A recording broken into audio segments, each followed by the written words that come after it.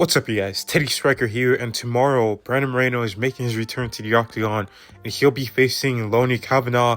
And here are my predictions for all the fights on the main card, starting with the main event, Brandon Moreno versus Kavanagh. And I'm gonna go with Brandon Moreno getting this done. And I think Moreno might get a stoppage in the 4th round by TKO.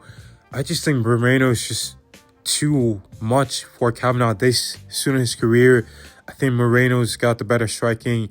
Kavanagh does have some powerful kicks, like leg kicks early on, but I feel like as the fight goes on, like that's going to start to slow down.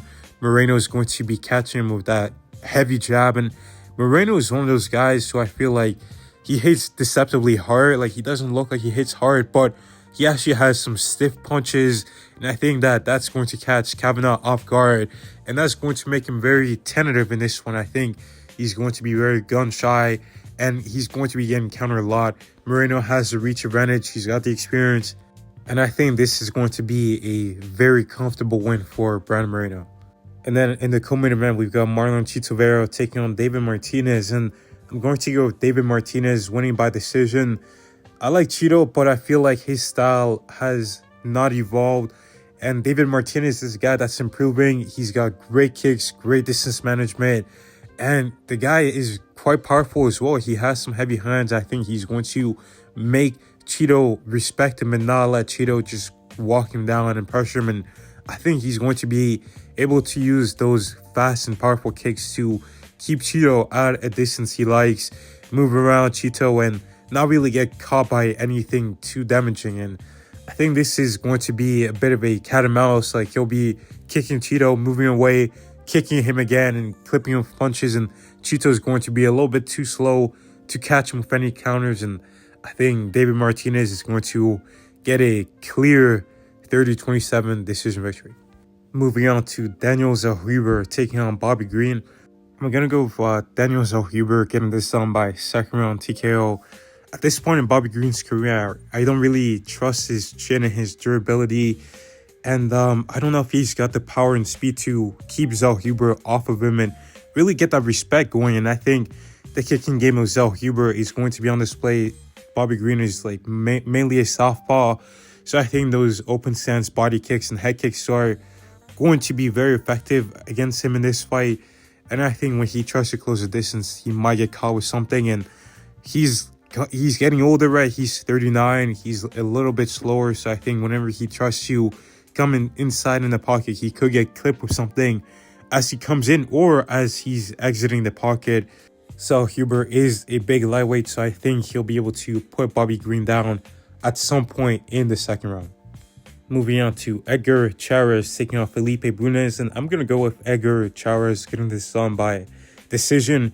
I think that both guys are actually kind of similar. Like, they both got really solid striking and a dangerous ground game, but I think that Edgar Chairez has the better endurance. He's got more power, and Felipe Bunes is like very snappy with his kicks and his punches. He's very good and technical in the 1st round, but once you get to the 2nd round, you do see that he starts to slow down. He does get more hittable, and his guard isn't quite as dangerous on the ground. And I think Chairez is very powerful for the flyweight division. He does have some good power. He's got a good reach. He's got the reach advantage, and he doesn't slow down. So I think he'll be able to get to Bunes as the fight goes on.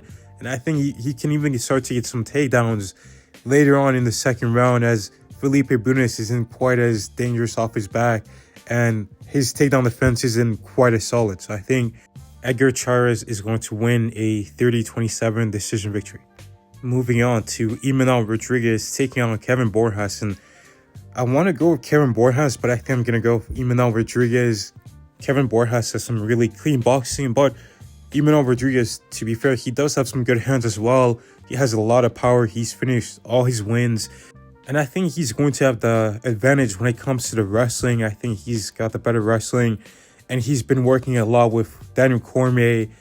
I mean, the guy's a Hall of Famer, one of the greatest fighters ever, one of the best grapplers ever in the history of the sport. And he was working with him on The Ultimate Fighter, and outside The Ultimate Fighter, he's been working a lot with Team DC. And I think it's going to show in this fight. He's going to be able to get the takedowns. He's going to be able to deal with Kevin Borjas on the feet. I don't think he's going to get a finish here, though, but I think he's going to get himself a comfortable 29-28 decision victory. But then moving on to Santiago Luna taking on Angel Pacheco. I'm going to with Santiago Luna getting this done by a first round KO. I think this guy has a lot of power on the feet. He's got really, really strong wrestling.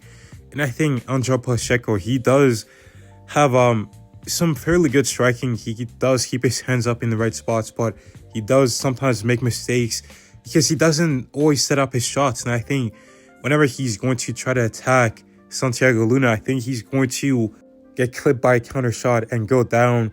We have seen him get rocked and hurt. And I think that a guy like Santiago Luna, with the momentum and the power he has, I think he's going to be able to find that shot early on in this fight. But those are my predictions for this incredible card. Make sure you guys like and subscribe. Thank you guys for watching. God bless. And I will see you in the next one.